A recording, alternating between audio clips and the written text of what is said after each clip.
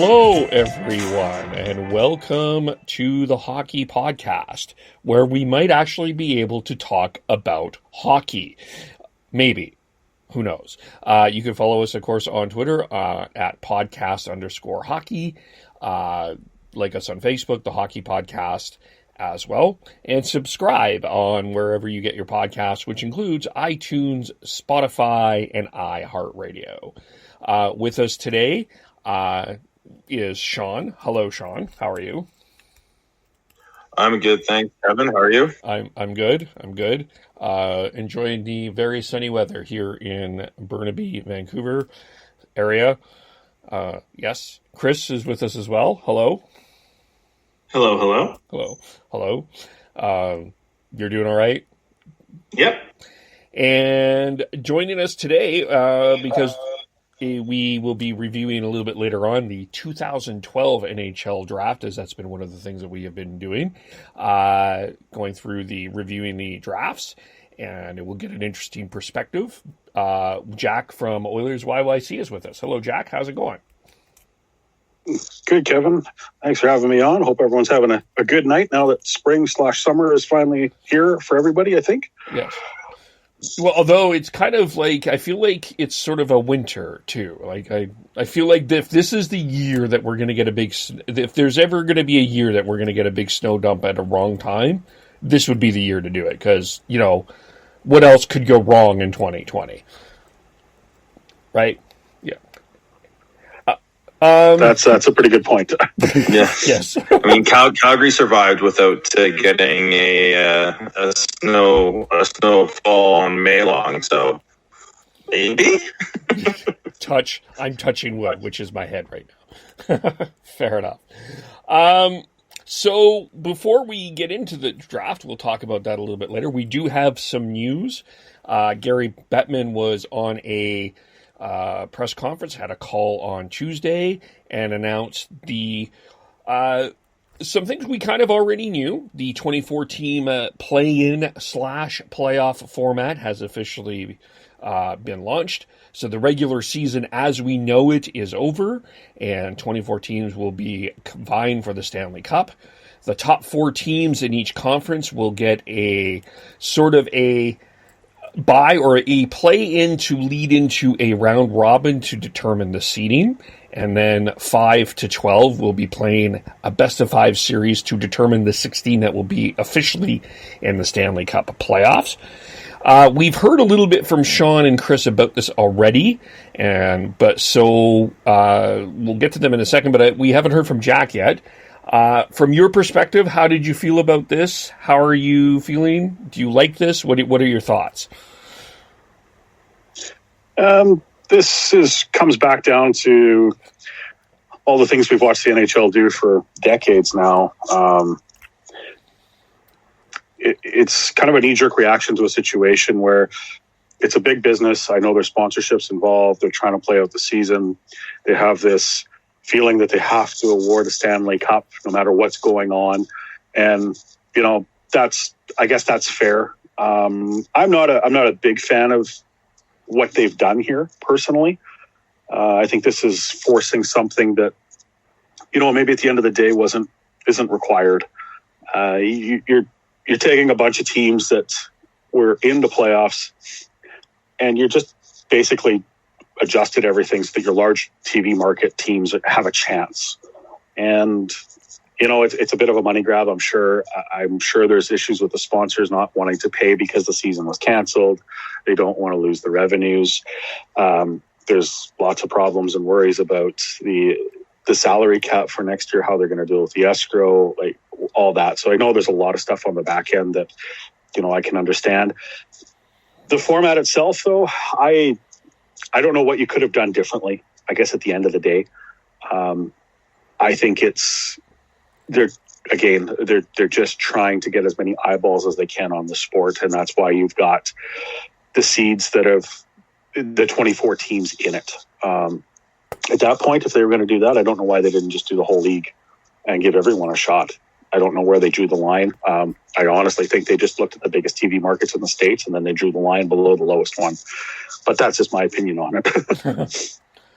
So, what from your perspective, from an Oilers perspective, because I haven't heard much argument about this one way or the other, but technically you're ahead points wide of Dallas, but winning percentage, Dallas has that, 4 seed. Would you rather have been in the 4-team play round robin, or would you rather be in this play-in round? Well, the play-in round, there's 2 different ways to look at it, I guess. The play-in round, technically, if you come in and you beat the team and then you move up to the next, you've got games you've got at least a game under your belt before the other teams do, which is arguably an advantage. But it also opens up, that's the first game back, you're more likely to have an injury to a player because you're going in cold. So I think I would have rather not have the play-in game. I think I'd have rather been in the 4-team setup myself. I think that the NHL just kind of threw darts at a board and said, this looks good, let's do it. So you can get into who thinks it's fair, who thinks it's not fair. I mean, it's going to affect every team kind of equally. So I think I would have rather been in the 4-team as opposed to in the play-in myself. Okay, so do you feel that this is a bit of a disadvantage to the Oilers then? I think it is. I think it's a disadvantage to any team that has to do that single game. I mean, you're basically going in cold. It's a best of 5. Yeah, sorry, the best of 5 play-in.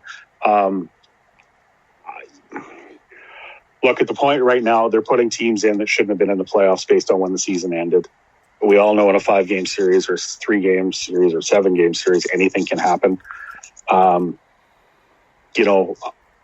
think I think every team that's in that playoff series is at a disadvantage because they're not getting the equal opportunity of the other teams. And I think that was the problem with extending the amount of teams that are allowed, that are going to be into the quote unquote playoff bracket, is you've put a disadvantage to the teams that you deemed weren't good enough to get the first round bye. NHL's never had a bye system of any kind.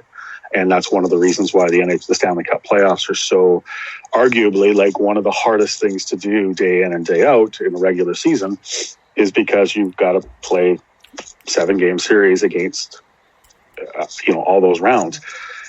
Now you're giving someone rest, you're giving them practice time that you're not going to get for the other teams. So, and it'll be interesting to see when they finally decide how this is going to work, how compressed this is going to become, because honestly, there shouldn't be the time between games that there is now, because there will be no travel with the hub city idea. Sean, Chris, now that we've heard what we've been speculating all along, what did you think? How do you feel now?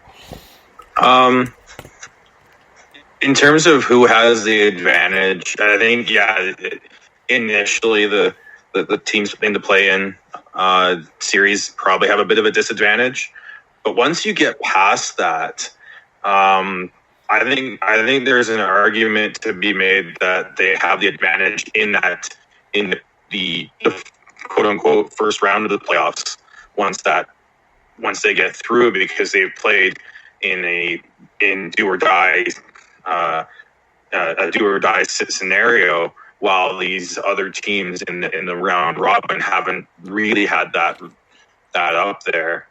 That's assuming there aren't any major injuries, which I think we're going to see, just because you're going to go right into high intensity do or die games, and you're going to have players pushing the limits on what they can do after being off for what is equivalent even more time off than a normal off season. So, but in terms of what they're trying to do with keeping as much revenue in their pockets that they already have, without having to do any sort of quote unquote refunds, I think this might be the best of a bad situation. Yeah, I don't really disagree with what Sean said there. I think that there is a bit of an advantage in the sense that if you can survive that elimination round, that you kind of have things going and the competitive juice is fully flowing, as opposed to the guys in the round robin, like they probably are just, they're still going to be putting an effort, but it's probably not going to be as much as like if you're a desperate team that was in that, outside six that ended up getting the playoff opportunity. Here, an idea that's been kind of percolating in my head a little bit, and I don't know I just want to hear some thoughts on this. Maybe I'm crazy sometimes, but the idea of the top 4 seeds, instead of going 1, 2, 3, 4, that the top seed would have the choice of picking their playoff opponent. Would you have been open to that, or is that ridiculous? So at this point, I think anything would have been fair game. I mean, if you're going to make a bit of a dog and pony show to put the playoffs in, which is going to extend this season, which is going to, I don't know what the hell they're going to do with next season. Why not? Like, let's throw everything at the wall and see what works out. I mean, it's a year where they could have experimented with just about anything they felt like, really. Yeah, so instead of like if Philadelphia wins the round robin, they, let's say Montreal beats Pittsburgh and you're afraid to carry Price, you have the option to change to another team, as an example. I don't, but anyway, Sean, is that ridiculous, or? If you're gonna try anything, and this is the year to do it, just like Jack said, I don't know.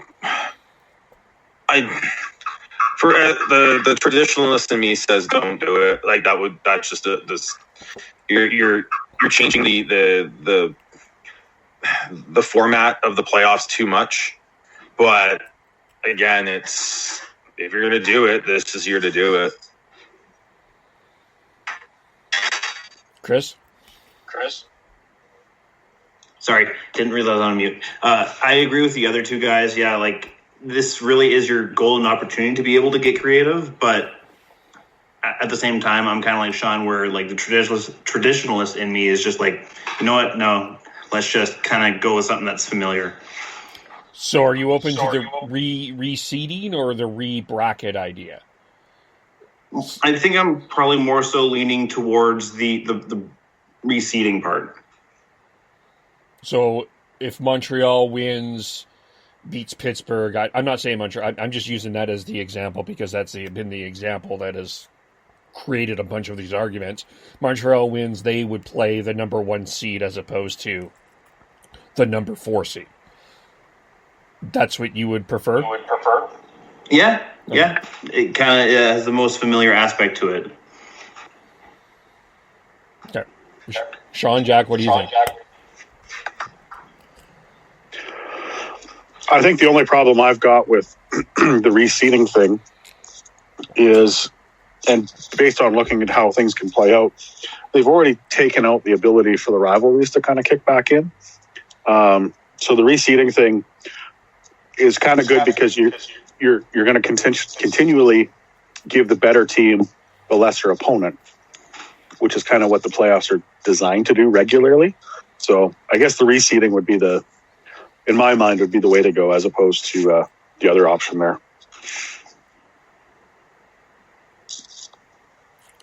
Yeah, I know Bettman is a fan of the bracket just because it allows for more quote unquote betting interest. Like you have the March Madness brackets that everyone goes and does. And I think he's wanting to see something like that. But I again, it's just, it wouldn't in the grand scheme of things, it wouldn't matter too much to me. But my preference would be to stick with just reseeding, and if you're a top seed, you should get the lowest seed in each round. Yeah. Okay. And the final thing on the playoff part that there's a couple things that I think that they still need to work out. And one of them is the home ice advantage. And from my understanding, I'm not sure, maybe I misunderstood this, but the higher seed is getting the last change for all of the games. Am I led to understand that? Or did anyone else hear something different? I don't think I ever recall hearing details about that at all, to be honest. I saw someone say something like that, but I never got any clarification. So they're going to have to clarify that for sure. If not, you're just going to have to give them the top team gets it for the 3 out of the 5 games. Jack? I think that was just speculation. I don't remember that coming from the NHL itself. I think that was like an insider thing. Okay. But I could be wrong about that. Okay. Probably one of the many ideas that these guys are hearing right now because, like you said, there's lots of stuff they're going to have to still kind of work out on this. And the other one, and Chris in a DM today used the term asterisk. What's the confusing is with these play-in rounds where this fits in. These are not regular season stats necessarily, but they don't seem to be playoff stats. And Bettman said today on Dregs and Ray and Dregs podcast that these are considered play-in and they're not necessarily part of the playoff stats. I don't know where you put these statistics then. Are they regular season statistics? Or are they just... They're just their own thing. The one-off 2020 COVID-19 play-in stats. Like they're just their own little thing. Just like how shootout stats don't count towards like goals and everything. These just are their own animal. So if Jake, that's kind of why I made the joke earlier in the DM group. The asterisk. So Jake gets 20 goals, then it doesn't, do we shotgun? I don't know. Then Canucks Twitter will be Canucks Twitter, and we'll argue till they're blue in the face about it. Yeah, it's just it's a little minor thing. I don't think on the hills that need to be figured out here, it's not that big of a deal. But I was just one thing that I was just curious about. But what I guess before we get to the hub cities with this playoff format right now, what is your biggest concern? Like, are you in a point of like where you're excited, or are you still like I don't know? Honestly, until we see that it is going to happen, it's still just sort of this mythical creature that could be happening, but isn't. We don't know at this point. So I think I'm more excited just to see hockey more than anything else at this point. Yeah, kind of similar to Sean, just kind of cautiously optimistic and hoping for the best. And there's still little details to be ironed out and whatnot, but overall just more excited than anything, just with caution. Jack? Yeah, it's, I don't know. I look at what they're trying to do and how it's going to push into the next season and how it's going to affect the next season. I think my biggest concern is the long-term consequences of rushing this through this year and then slamming it right into next season, and then that season extending further as well. Like what's this going to do to the long-term effect of the players in the league? I mean, do we see a spike in injuries by the 2/3 of the way through next season because the players are all run down? I don't know.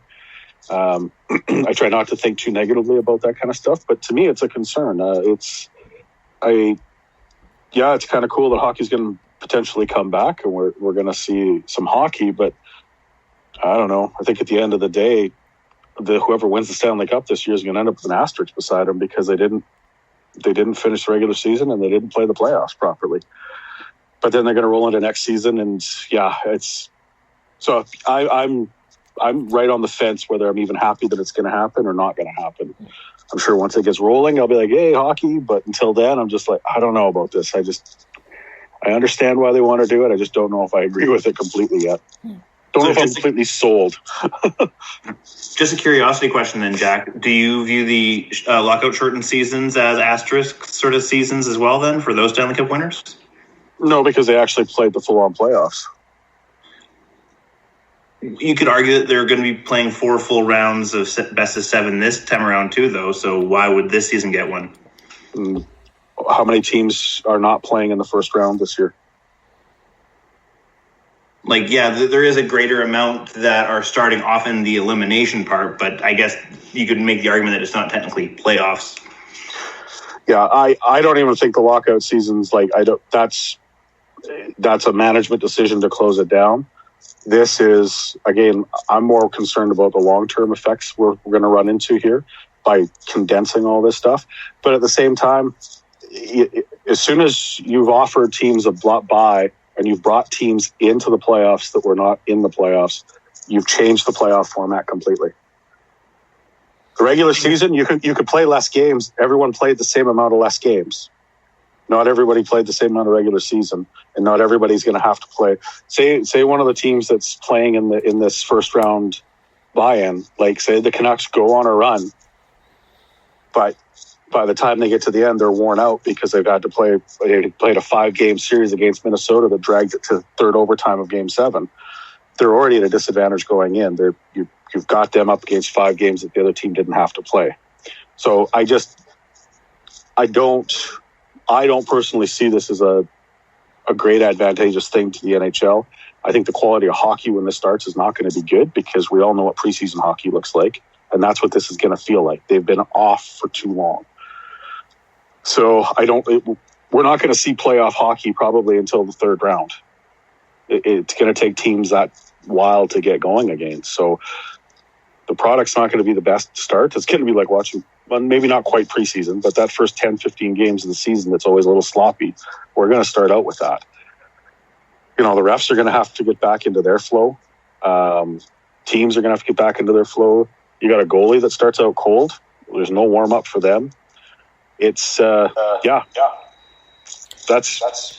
kind of how I think about all this. It's just there's so many things that are changing the effect of what the normal Stanley Cup finals are that I don't know if this is going to be like watching the Stanley Cup finals or the Stanley Cup playoffs, I should say.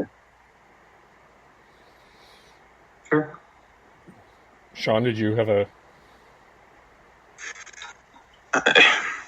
It is what it is. I think it's one of those things where I totally see where Jack's coming from. I'm just at the point where I'm being a little bit selfish and just want some hockey back to watch. I've been enjoying watching German soccer since that's come back, but I want my hockey back. But one thing in terms of condensing things that Jack mentioned, there was one quote from Gary Bettman during either, I can't remember whether it was the actual announcement of this all or if it was when he was talking with Tim and Sid, talking about how the technology for ice making and keeping buildings cool and keeping ice good at an NHL level has come far enough that they don't have to worry about playing in. They can playing a certain time of the year. They can play all year round. So I think the long-term effect of this would be that we are going to get some. We are going to get some summer hockey next year as well, pushing into July, and then they'll just slowly move the season back to where it was through the next 2-3 seasons to make sure that the players do get enough rest over the whatever off season they have. Yeah, it does make sense for it to kind of transition over 2 or 3 years. There's the two ways that I'm looking at this is, in one sense, I do see where Jack is coming from, because Brian Burke has talked a lot about the fact that there hasn't been a discussion really of when we are starting next year, like not having that data when that is. And I understand why, logistically, I do understand why the NHL in a sense is saying we do need to wait, because we really don't know what's going to happen. But I do see Jack's point in terms of finding that date. The other side of this, though, from the NHL's perspective, and I don't know how much this is playing into this, but realistically, I don't know if the NHL starts getting the eyeballs it does until January, typically anyway, because they will not beat the NFL in any competition, in any ratings competition. I'm not sure about the hometown hockey numbers on Sundays during an NFL season, but I don't think that they're that great. So I think from their perspective, I don't think that they're necessarily worried about the fall because their eyeballs start to turn in the new year anyways. So for them, it might actually be advantageous for them to actually start in January. I think that and the NHL is more of a gate-driven league. And do we know when they're going to be allowed to have fans back in arenas? No, we don't. So if they have to push off the beginning of next season till January when they are allowed to have fans back in the arenas, then that may actually be better off for them, and having this finish off to keep hockey in the minds of fans may be part of what their thought process is. Yeah, I don't know. Yeah, I think it's interesting because I think that the smart thing that the NHL did was at least it got the conversation around hockey going. And especially when you look at where baseball is at right now, it looks like hockey's probably in a more positive PR space in the sports world now than where baseball is in terms of the possibility of that there's not even going to be a season this year. So I think in that sense, they've gotten a little bit ahead of the game in terms of the NBA and in terms of getting the conversation going, in terms of how this is planned out. And I guess this leads us into the Hub City part of the conversation.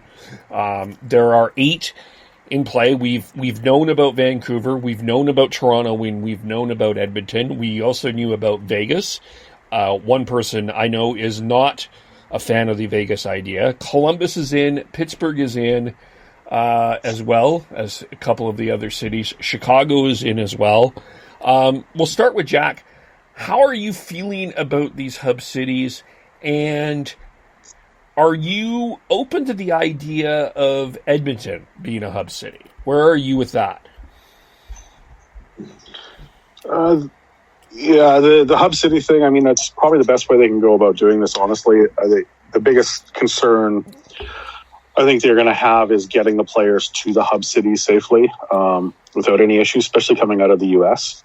And even parts of Europe, depending on where the players have gone, because they sent all the players home. And I think that's probably part of the issue, too, is no matter where they're coming from, you're going to have a 2-week isolation period. Every player is going to have a 2-week isolation period, no matter which country they're coming from and going to. So I think they're trying to find hub cities where they can isolate those players and their staff, where they don't have to travel between facilities.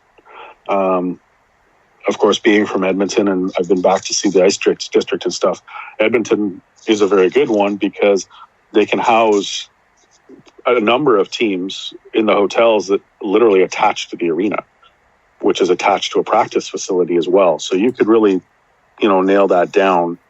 So I think Edmonton overall, the idea for it, I think, is quite good. It may be a little bit detrimental unless they can figure out if the federal government will allow them to do direct flights internationally into Edmonton for this particular case. Because right now in Canada, international flights are still being directed to the 4 major airports. So logistically, I think it's just a matter of working that out.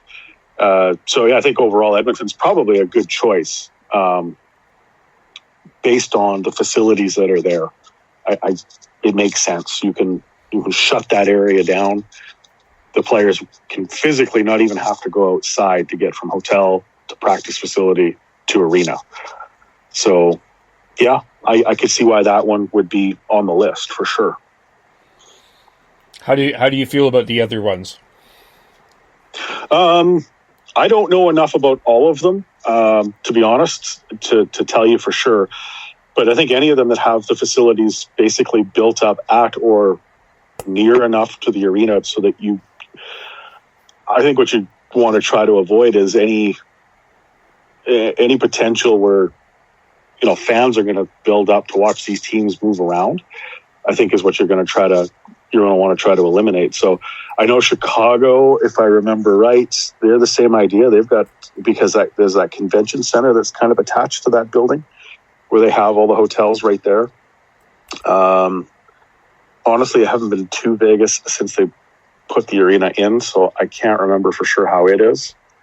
So I think that's the biggest thing is if any of the cities, I would be more concerned about putting it into some of the American centers based on what's going on down there. But I guess if they lock it down right, I just don't know how they're even going to deal with arena staff and stuff like that. So that's a whole other conversation. But I think most of the cities that are on that list, I think they're doing their due diligence on to figure out, how the players can move, what they can do, how they can get around, and how they can recreate away from the game, because the players are not going to agree to something where they're going to get locked in their hotel rooms. So I guess there's a pretty big balancing act there for the league to figure out how to make this work. Yeah, that's why I think why Vegas is so high up there, and why Edmonton put a huge sort of lifestyle pitch towards the NHL and the NHLPA for to be able to host it in Edmonton. I think Edmonton, in terms of Canadian cities, is the best option. Toronto would be if they weren't an absolute. They would if they weren't dealing one of the worst spots for COVID-19 in Canada, and spiking and ever more so in the last week or so. So I don't think NHL is going to go there unless they can fix that. Vancouver doesn't have a practice rink that's close enough to Rogers Arena to be able to make that work. So yeah, I think I wouldn't be surprised if it ends up being Edmonton and Vegas, because I know from what all the insiders were saying, Vegas seems to be the front runner out of all of them. So if that's the case, then I think they do end up going with Edmonton and Vegas as the two, I think. I guess for right here, we're here from Chris. I guess one of the concerns, Jack, that was in my head, and we talked about this last time, is going back to what happened with the Flames and the H1N1 tests, and what Kenny has sort of proposed in terms of lockdown restrictions for the players. Although this is a bit far away, is this have a potential to be a bit of a PR fight or disaster for Edmonton more than it needs to be? In terms of we're playing favorites to players over giving what's needed in the actual for people in the Edmonton area. Oh, I think you're going to get that anywhere in Canada. I don't think it'll be Edmonton and Vegas. Just put that on record. They're going to want one in the West and one in the East. They're not going to give it to both in the Western Conference. That's just not going to happen, I don't think. I think you're probably right, Kevin, to a certain extent. There'll be a bit of a PR backlash if it ends up in Edmonton. I think there's going to be a PR backlash just with the league finally actually starting up from a lot of people. Depending on what happens, if the overall numbers in Canada continue to go down and things start to get better, people won't care as much. But if by the time the NHL decides that they're going to go ahead with their plan, if we've got a second wave coming or anything like that, then yeah, the NHL is going to have a plan B if that happens, because that would be when the backlash would really happen. I think in Alberta, there's enough people from the people I've been talking to back home that are getting a bit more of a laissez-faire attitude towards this than maybe here in BC, that I think they would survive having that to a certain extent. I guess it just depends on what the players or the league officials are allowed to do that the general public are told no to. I think that would be the kicker. Yeah. And that's sort of where I'm concerned. And I guess I was a little concerned with some of Kenny's wording around, well, they would have the ability to be out in public in Edmonton, as opposed to sort of the NHL's idea of just we're going to lock them down and not have them in public. Just sort of, and I understand in a sense what Kenny's trying to do in terms of trying to make Edmonton more appealing and get that edge, but I just, it's that delicate balance that concerns me a little bit in terms of having this in a Canadian city where I do feel like overall, I feel like Canada has taken COVID-19 a lot more seriously than the States. In a general sense, I could be wrong, but I mean, and not, presidents notwithstanding, I feel like we're taking it a little bit more serious. That if there was if someone was to be played favorites with, I just don't think it would go over well in any Canadian city, I guess.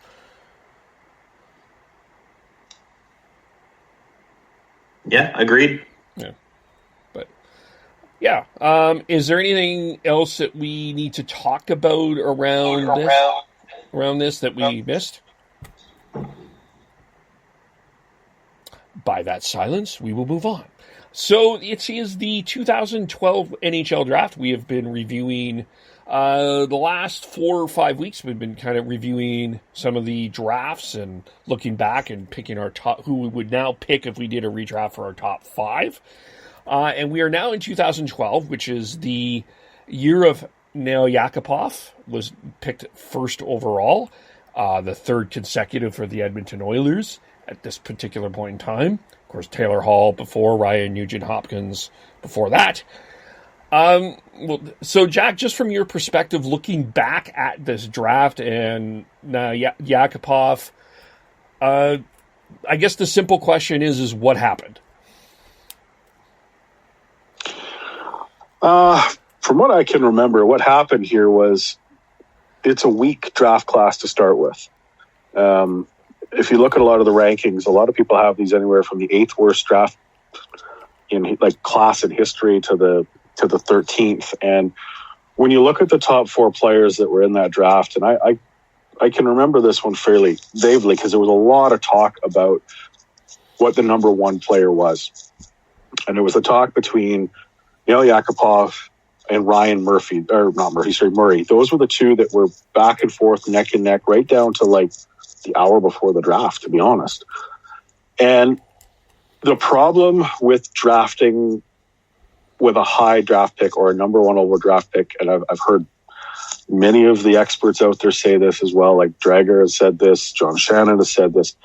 When you have the number 1 pick, it is incredibly hard to go off the board or not take the consensus pick.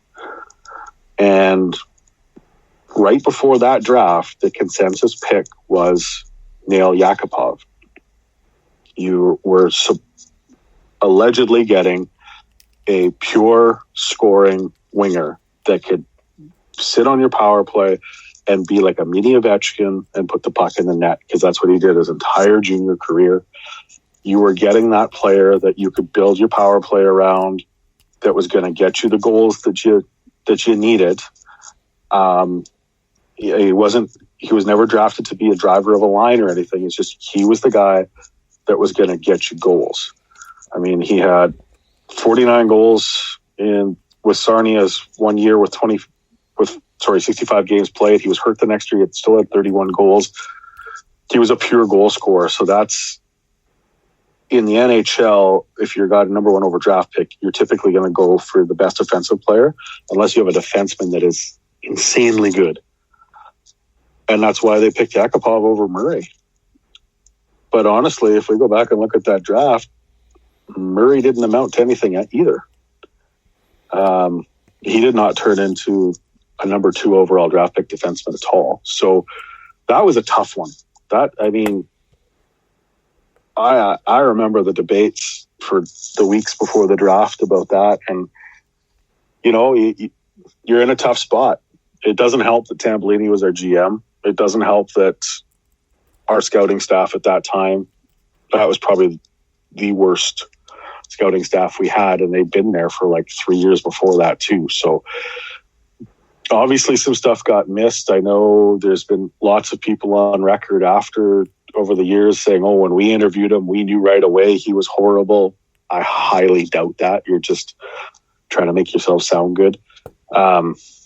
It was just an ugly draft, and you're kind of stuck. You get those drafts once in a while where the best players that go number 1 or number 2 or number 3, they don't really amount to anything. So that was a hard one that year. I remember specifically how hard that one was. There was a lot of talk around that one, and well, it just didn't work out the way you'd hope it would have.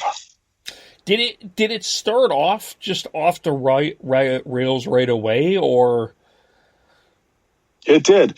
Well, I shouldn't say it did. His first season, honestly, he did quite well. I mean, he had 17 goals in 48 games. He did fairly well out of the gate. I think there was a couple things like after, as time went on, you started to hear a little bit more about the situation with Nail and the team and the agent and the team. And I'm going to really stress the agent part. He came into the league. He played in the KHL to start that 12-13 season, and then he came into Edmonton. And he exceeded expectations, I think. And, he popped into 17 goals. He only had 14 assists, but again, he was a goal scorer. And 40 a game, 17 goals. Oh my God, this guy's going to be great. Unfortunately, those 17 goals came quite early in the season. And he really struggled towards the end of the season. So I think the Oilers kind of got stuck after that. I remember he got hurt the next year, and then he struggled, and they had talked a number of times, and it was something big in the media about, we got to let him go down and get his confidence back and get some conditioning in the AHL. And that's when the agent got involved. And that's when the agent, by the time that 14-15 season came towards the end and he was really struggling, there was talk about sending him down. And the agent said no. Basically, he's a number 1 overall draft pick. You do not send him down. He will not go down. And I think that created a lot of friction. And I think at the end of the day, Yakupov was his own worst enemy. He wasn't putting the work in. He wasn't putting in the effort in. You didn't see him hustling in practice. There was a lot of talk about his conditioning levels when he came into training camps those couple of years, and having oh God, the coach's name went out of my head, but I can see his face clear as day. Aikens, yes, was not. That was oil and water is not even the right analogy for those two. That was such a horrible mismatch. I mean, Eakins as the coach for the rest of the team was bad enough, but he and Yakupov, that was horrendously bad. So, it started off rocky and then it went downhill. And I don't think Yakupov did himself any favors. I'm not going to sit here and defend Yakupov and say it was all the team, and I'm not going to defend the team and say it was all Yakupov, but both definitely played a role. And this is back when the Oilers were still always trying to rush their draft picks. And is that ultimately what led to the demise of Yakupov as an NHL player? Probably didn't help, but I don't think Yakupov was doing anything to help himself. John, Chris, did you have any?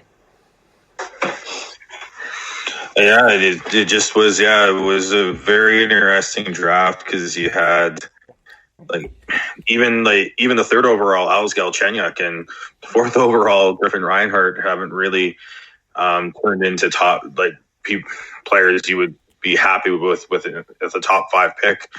So yeah, it was a very weird weird draft the way it turned out. Even though like going through it, there's some really good players that got drafted, but they were all sort of mid, late, and later round picks. What about Jujar Kara? How did that? Because now he's a regular in the Oilers lineup. He was drafted in this. What changed for him?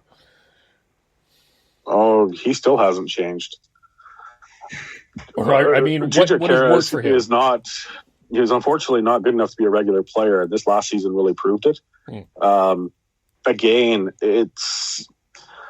we all had high hopes for him as he worked his way up through the system. He's a big body. He's not scared of anything. You know, he gets dirty, but he suddenly stopped doing that. And he turned into this perimeter style player this year, which led him to sitting on the bench quite a bit. I mean, this year alone, he played 64 games, but he's got 6 goals and 4 assists. And I think at one point he was only averaging like 3 minutes a night because he just can't work himself up the lineup. Like 2 seasons ago, he had a good season. He had 11 goals, 10 assists, 21 points. You're like, great, there's that fourth liner we've been looking for. Got his new contract, and that was the end of him. Like he's just never found that consistency that what you need to do as a fourth line or third line player in the NHL to have the tenacity to go after the puck, to cause problems. He'll do it, but it's really hit and miss. And when you look at that year's draft, he's the best player we've got. Which is when you said 2012 draft, I was like, really? We have to talk about this? This one's painful. I'm sorry. We can touch on 2010, 2011 if you want to have some comfort. I feel terrible looking at this draft. I mean, I was like, oh my gosh, this is a rough draft. I mean, technically, the best player the Oilers drafted is now on the Flames. Yep, exactly.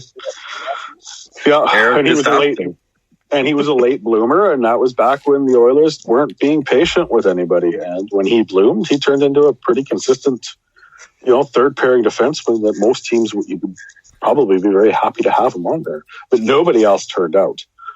Mitch Moroz was a bust from the beginning. I don't even know why the hell he got drafted, except there was a stretch there where the Oilers were trading for and drafting Oil Kings because they were part of the organization. Mitch Moroz didn't have the foot speed in the WHL. He just happened to play on an exceptionally good WHL team. So how he got taken in 32nd overall still blows my mind. So it's such an ugly draft, and to only have 7 draft picks that year, it really punches home. That was a bad draft. And just to showcase how weird of a draft that it was, how many good goalies came out of this draft? Guys like Connor Hellebuck, Frederik Andersen, and Matt Murray, just to name a few. Yeah, exactly. Andrei Vasilevsky as well.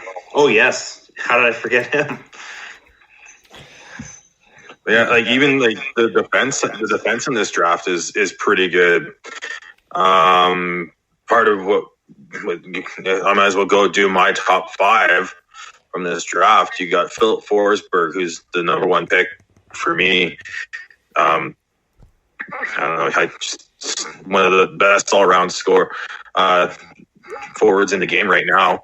Then I got 4 defensemen: Morgan Riley, Hampus Lindholm, Jacob Slavin, and Jacob Trouba. Like 4 number 1 defensemen came out of this draft at least, and then you still got Colton Parayko, like Damon Severson and Brady Skjei. Like they're some underrated defensemen. Ryan Murray was an interesting one. He's just been so injury prone, unfortunately, that's been really hampered his development since he turned pro. But yeah, like that class of defensemen, I think is really good if you're looking back at it. Another defenseman that you didn't name, Kerfoot. Kerfoot? Alex Kerfoot? Yeah, I believe so. Unless I'm thinking of the wrong Kerfoot. You're thinking the wrong Kerfoot there. You are. There, All right, Chris. I stand corrected. It's okay.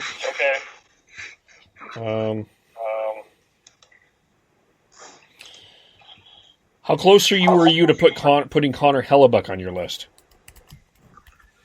Hellebuck and Vasilevsky are basically right there. I just have a hard time putting goaltenders in the top five of a draft at this point. It's just they're too volatile in terms of season to season. Yeah, I felt the same way. That's why I didn't have any goalies in my top five, but I had two in my honorable mentions. Oh, what's your top five? So my top five, I also had Philip Forsberg at number 1, Galchenyuk at number 2, Morgan Rielly at number 3, Trouba at number 4, and Teravainen at number 5. And yeah, had Vasilevsky in my honorable mentions, as well as guys like Hurdle and Tanner Pearson. Fair. One guy that I would say is needs to be mentioned: the nuclear bomb that is Tom Wilson. Yes. Yeah, he went 16th to Washington. So one of those guys, one of the old school game changing power forwards that everyone wants, but there's there's a handful of guys at most that can do that. And if you're redrafting, I have a hard time seeing him getting out of the top 10. I could even see someone taking him top 5 just because of the style of play he has and just the effect that he can have on a game. Does he get enough hate? In terms of there's the Brad Marchands, there's the Matthew Tkachuks that we've all loved to hate. Is Tom Wilson up there? I would say he is. Just because I think he's a lot more reckless than the two that you mentioned. Those other two are just more pests. Well, Tom Wilson really isn't, but he is very reckless with how he throws his body around. And every time, you're guaranteed to get 1 or 2 suspensions from him a season. So it's not you don't hear about him as much, but when you do, like I said, he's a nuclear bomb. Everything goes nuclear, and the heat that he gets from everyone who's wanting to make the game safer is just off the charts. Yeah, I fully agree. He's not a pest. He's not like a Marchand or a Burrows. He's more. He reminds me more of like a Rafi Torres type player, just a human bowling ball. Jack, what do you think?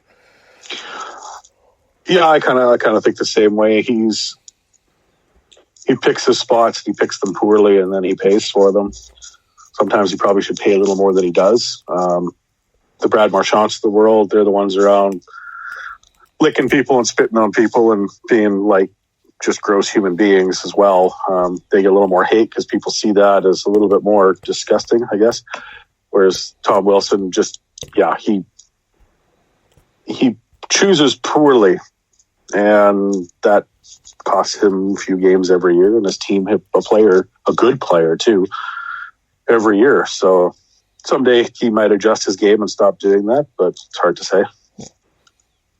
That turned out to be not a terrible draft for Washington, although they made one of the worst trades in their history when they traded Philip Forsberg.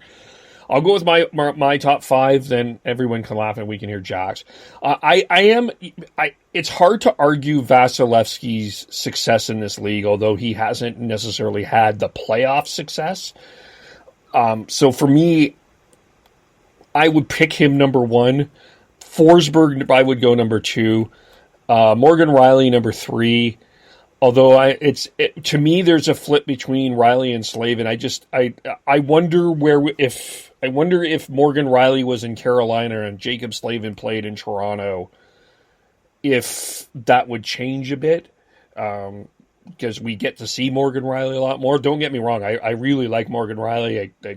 I think he's a guy that should be wearing the Leafs C, but to me, Rielly and Slavin are 3-4, and this will probably be a little bit controversial.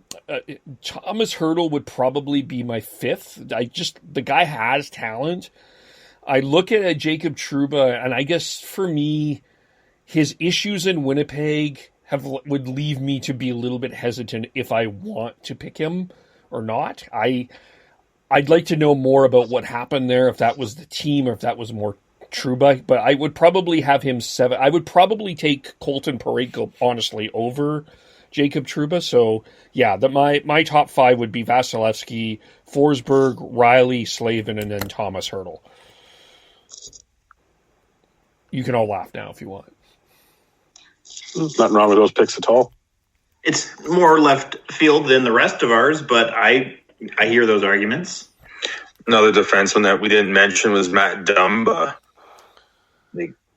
That's another top, really good top pair defenseman you can put on your power play, and he's gonna make a big difference. So yeah, there's a lot that defense class is quite interesting, considering the Ryan Murray went 2nd overall, and you could easily pick probably 10 defensemen ahead of him before you even have to even think about it. True. Yeah, and then you had also, this is also the draft that had Derek Pouliot in it, Griffin Reinhart we already talked about. And Pouliot played in Vancouver. For him it didn't work out, unfortunately, but there was some talent there, but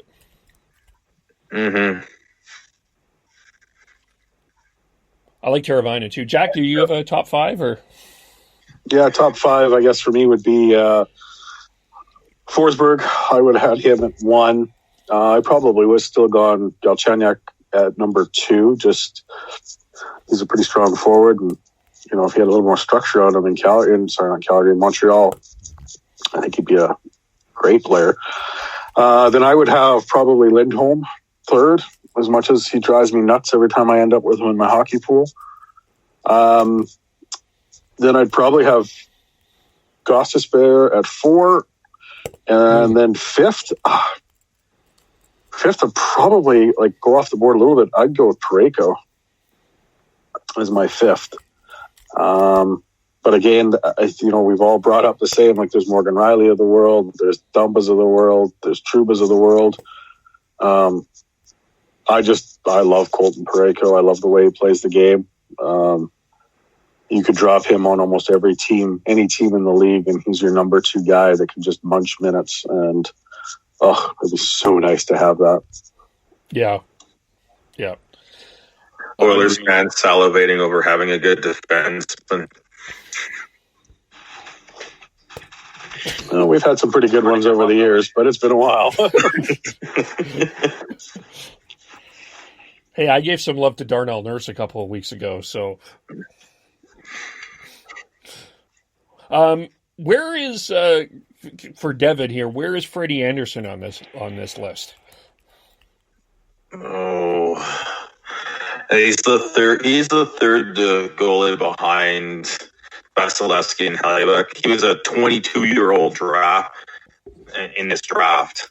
But yeah, very good pick by Anaheim, and then they swapped and acquisition by Toronto. So, but yeah, no, I just have him as the third goalie behind Hellebuyck and Vasilevsky, because I think those two are a step above in terms of just what they can do behind lesser teams. He asked the Devin question. You answered it for Sean, though. Where would Devin would have it first? Devin would have him first. We're gonna have to ask him. Who does he have first, Morgan Rielly or Freddie Anderson? That's true. You gotta ask him that. Well, let's quickly talk about the 2010 and 2011 drafts here. Jack, Ryan Nugent-Hopkins picked first. Landeskog, Huberdeau, Larson, Strome, Zibanejad, Scheifele, Couturier, Dougie Hamilton, Jonas Brodin were the top 10. With RNH, it's hard to call him a bust. It's not. I wouldn't call him a bust, but has he fulfilled the expectations of what the Oilers thought that they were going to get? I think so. Personally, I think so. It's hard when you talk about number one draft picks because you think the best number one draft picks of all times, and you think him like the Sidney Crosbys of the world or the McDavids or those like super high end. I mean, there's a lot of number one draft picks in the 100 years of the NHL where they just turn out to be good players. You're not going to get that game breaking, amazing player every year. The system, you can't breed children that way. So it's just, you get your ebbs and flows. So when you look at the draft class that year and you look at what was picked, you look at the top three, they're all extremely close to the same. You could argue that Huberdeau is slightly better. You can argue that Landeskog's quite a little bit better. But at the end of the day, those three players, they're a little bit different styles, obviously. But, you know, is one really that much better than the other? I don't think so. So I think overall, especially the player that he's been turning himself into the last couple of years, I think, you know, there's a lot of hate on him in Edmonton and people want to trade him and stuff all the time. And I'm like, I don't know what you're going to replace him with. Like, it's definitely one of those situations where you're going to miss him if he's gone. Do you guys have any other thoughts on that, or? Yeah, in terms of Nugent Hopkins, I think that he's in today's NHL, when you're always clamoring for these 200-foot players, you have that in Nugent Hopkins. You have a responsible 200-foot player who can put points up. I think it's not necessarily hate for Nugent Hopkins, but it's just that again, that like going back to looking for defense. That's what, and they were so used to these 1-for-1 trades, trying to get these get your defensemen or figure out how to get better, how to improve your blue line. But I wouldn't trade Nugent Hopkins if I was the Oilers. I think he's a great player to have that can play on the wing with Draisaitl and Yamamoto, as they had this past year, and then he could anchor a shutdown third line that can be deadly in the playoffs too. So yeah, I think he's I think he's a great pick at one for the Oilers in that aspect. Yeah, like without knowing what we know now, I probably wouldn't have changed my mind if I was the Oilers. Obviously, with hindsight, though, someone like Kucherov or Landeskog, you know, I would definitely be tempted. But yeah, given what the Oilers knew at the time, I think he's a damn good player that has been good, but not like a generational great, like you guys said, Crosby or McDavid. Yeah. And what about, I will quickly get into 2010 here with Taylor Tyler in a second here, but what about Adam Larson? Has got kind of caught in the bad PR of the Taylor Hall trade, but right now, where are you seeing Adam Larson? Has he been a good fit for the Oilers, or? I think he's been a great fit for the Oilers. That playoff run that we had a couple of years ago wouldn't have happened without Adam Larson. That guy was just an absolute beast in there. You know, and unfortunately the next season he struggled. Like, he lost his father. He had some injuries. It took him a while to find his mojo. And I think this year we were starting to see it come back. Is he a number one overall defenseman? Not a chance. But you know what? I equate him to a Kevin Lowe style defenseman. When he's on his game, you watch players actively avoid going into the corner to get a puck with him. And you saw it in that playoff run. Because when a player goes into that corner with him, he knows how to use that stick, and he knows how to use his elbows, and he knows how to make you pay for it. And if he can find that mojo again, which I think he was starting to do this season, he was starting to get that confidence back. He's a damn fine hockey player to have on your team. Was he worth Taylor Hall? I don't think the Oilers would have made the playoffs that year with Taylor Hall. And I don't know if we would be in any better shape right now with Taylor Hall over Adam Larsson, because we would still have a pretty big hole on defense with lacking a player that can play the minutes that Larsson can, whether you agree with it or not. So I think overall, I don't think either team really won that trade. I mean, the Devils got one good season out of Hall, and now he's in Arizona, and they're talking about trading him out of there now. It's like I don't know what to say about that, but I look at Adam Larsson, the player. I don't worry about the trade. I think he's a good player. I think if he can improve himself mentally, I think that player can come back. He's definitely not too old to still have a great impact on a team. So, yeah, at the end of the day, I mean, the contract it's quite a good value contract. It's, just a touch over $4 million, if I remember right. And yeah, he's not going to get you a bunch of points, but man, when he's on the ice and he's playing well, other teams don't tend to score when he's on the ice. So, I mean, last season definitely was an anomaly. He had a horrible season. I'm not going to argue that, but if you look at the 2 seasons before that with the Oilers, he played pretty damn good. So, fair.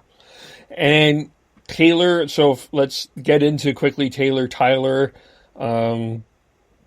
Back then, were you more Taylor or Tyler? And now, what are you seeing? I was more Taylor. I think Taylor Hall was at the time. Again, you look at what both teams were doing in juniors. I think Taylor Hall was the better of the two. Whether that's worked out in the longevity of it all, I couldn't tell you for sure. I think Taylor's had a couple bad seasons a little more recently. Excuse me.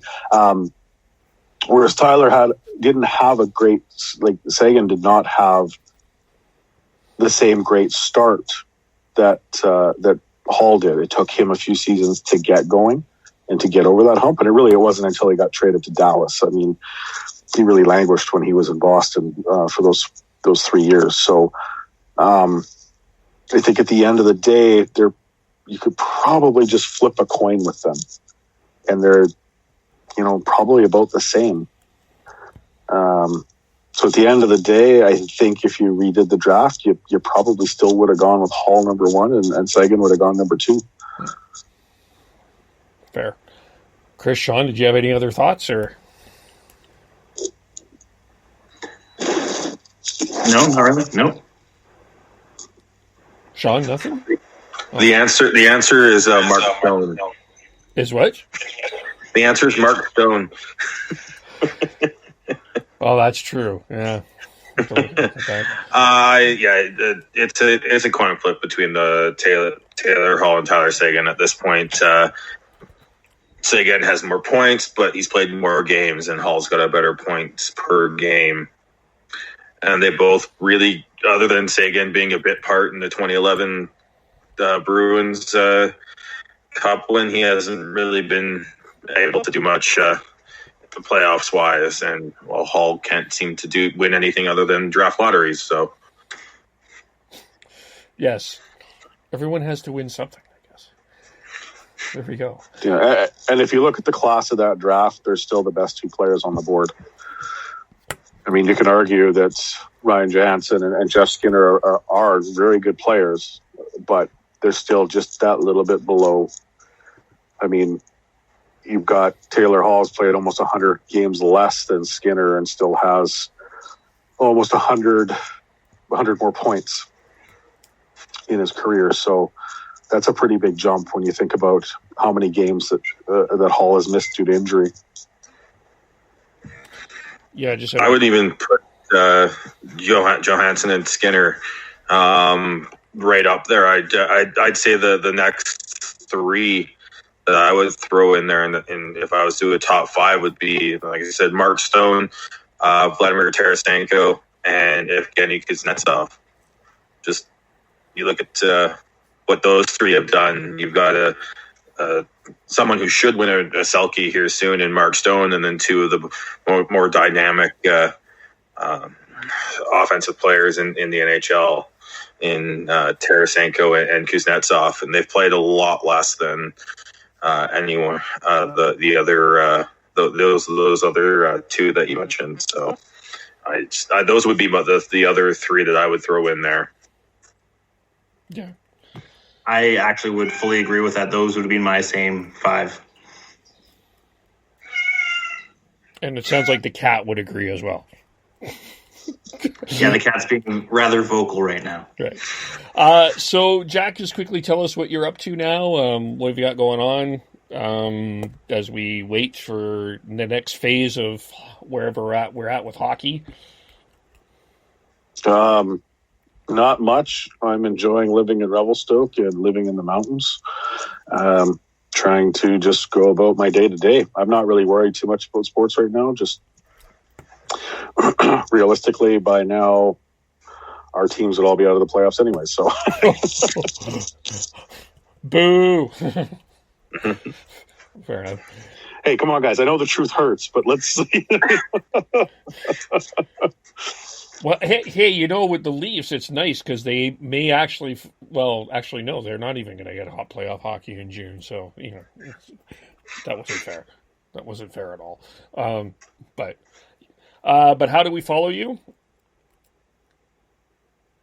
You can find me on Twitter at BigManTry with an I, not a Y. And then you can find my motley crew of guys that I like to podcast with as well at Oilers YYC. I think we're talking about potentially doing an episode this weekend, or at least the boys are. I'm going to go camping up out of cell service for the weekend. So, but yeah, we've kind of been at a bit of a standstill just because there really hasn't been much to talk about until the last few days here. So we'll probably try to get that going as well. Cool. And Sean and Chris, how do we follow you? I am Beardy Canuck 03 on Twitter. And Chris went mute. Chris is at Schneid's. Or he froze. But SCH and Schneid's, he's there as well. Make sure I get the spelling. SCHNEIDZ. Jack, thanks for coming on. Thanks, Chris and Sean, for staying up late in Calgary. And we will talk to you all soon. Bye for now.